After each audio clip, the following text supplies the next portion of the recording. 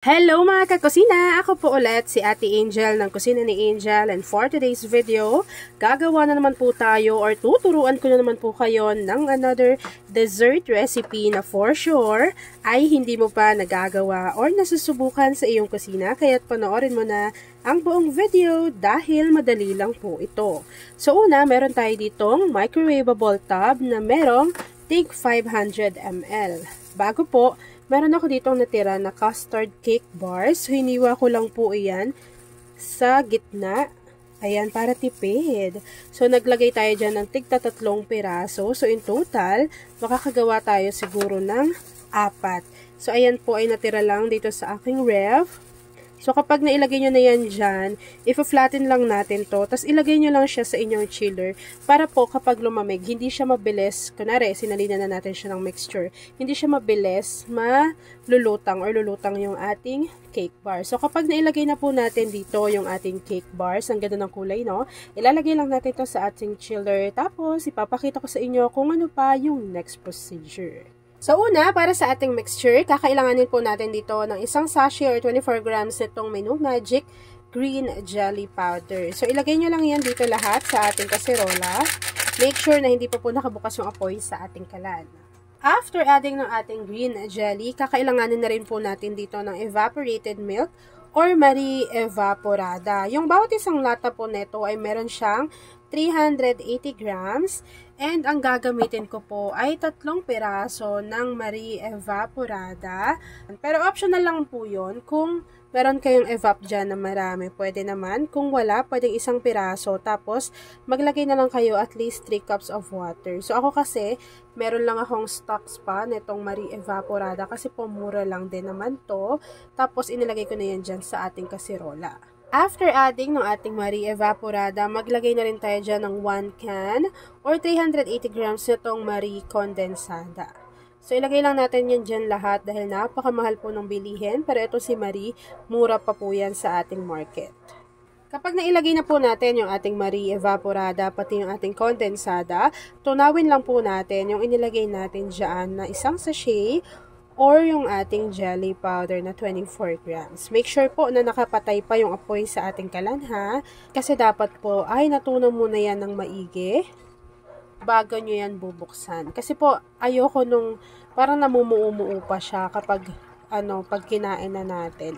So, dapat po dyan ay natunaw muna ng maigi yung ating jelly powder bago pwede na po nating buksan yung ating apoy sa ating kalan over medium to low heat. So, habang hinahalo natin to, tapos hinihintay natin na kumulo yung ating mixture, meron pa tayong ilalagay pa na iba pang mga ingredients habang patuloy nating niluluto yan. Una, meron ako ditong tinadtad na green kaong. Kalakalatiin ko lang. Ayan.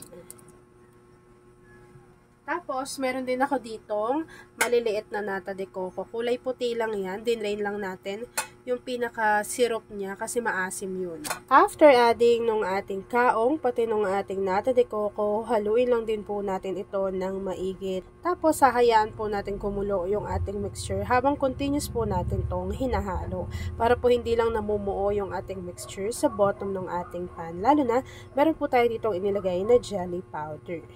So, habang hinahalo ko to mga kakusina at hinihintay po natin kumulo yung ating mixture, please don't forget to like and follow yung ating Facebook page, Kusina ni Angel. Kung meron din po kayong Instagram, paki-follow na rin ako doon, Kusina ni Angel. At kung gusto mong matuto pa ng iba pang mga recipes o kaya naman gusto mong mag-share ng mga niluluto mo everyday, pwede kang sumali sa ating Facebook group. Andyan lang po yan sa ating Facebook page.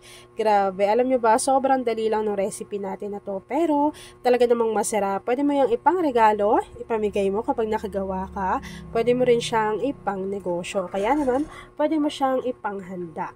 Ito, pakita ko lang sa inyo. Lagi kong sinasabi sa inyo na maganda itong si Gaslight kasi totoo po talaga. So, ayun yung lagi kong ginagamit kapag nagluluto ako ng dessert recipes o kaya naman yung mga sinishare kong recipes sa inyo. Sobrang dali lang din yung linisan. Tapos, pwede nyo pa yung dalhin kahit saan kasi nga po ito ay portable. So, pwede nyo yung bitbitin kahit saan. At ayan na nga mga kakusina, itatransfer lang po natin ito lahat dito sa ating microwavable tub na merong cake bars, and then after po nun, papakita ko sa inyo kung ano pa yung next procedure.